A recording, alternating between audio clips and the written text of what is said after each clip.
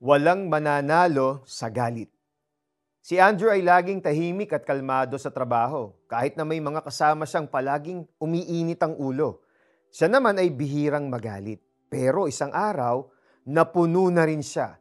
May isang office mate kasi siya na hindi na-meet ang deadline sa trabaho. At siya tuloy ang napag-inita ng boss. Galit na galit si Andrew at gustong-gusto na niyang sigawan at pagsabihan ng office mate niya. Pero bago siya magsalita, naalala niya ang sinabi ni Greg Koukl about dealing with others. If I get mad, I lose. If they get mad, I lose. Napaisip si Andrew, ano nga bang mangyayari kung bumigay siya sa galit? Hindi magbabago ang sitwasyon. Masisira pa ang samahan nila sa trabaho. He knew that if he gave in to his anger, talo siya. Kung magalit naman ang office mate niya in response, talo pa rin siya. So, Andrew decided to calm himself, prayed for patience, and spoke to his office mate with kindness instead of anger. He knew in that moment, choosing peace over rage meant he won. Hindi lang para sa sarili niya, kundi para sa relasyon niya sa iba.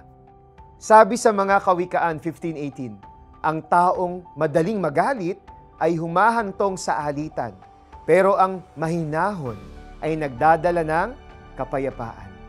Madalas tayong tinutukso na bumigay sa galit, lalo na kapag hindi tama ang trato sa atin. Pero ang tunay na panalo ay hindi sa pagsigaw o pakikipagtalo. Ang tunay na tagumpay ay nasa pagpili ng pagiging kalma at pagpapakumbaba. Kapag nagalit ka, talo ka. Kapag nagalit din ang kausap mo, talo ka pa rin.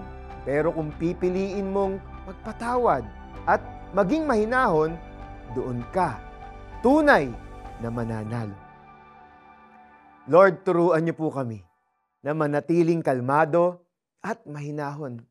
Kahit na sa mga oras na gusto naming magalit, bigyan niyo kami ng grasya para makontrol ang aming emosyon at magdala ng kapayapaan sa halip na kaguluhan. Tulungan niyo kaming piliin ang tamang reaksyon na magbibigay luwalhati sa inyo. Sa pangalan ni Jesus. Amen. Matutukso tayo laging magalit sa trabaho, sa pamilya, sa mga kaibigan. Piliin natin ang pagiging kalmado. Piliin natin ang kapayapaan.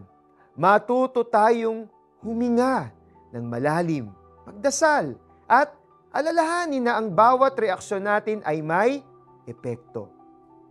Ang mainit na ulo ay humahantong sa alitan, ngunit pumapayapa sa kaguluhan ang mahinahong isipan. Mga Kawikaan 15:18. Ako po si Eric Totanyes. Naway mapuno tayo lahat ng banal na spirito. God bless.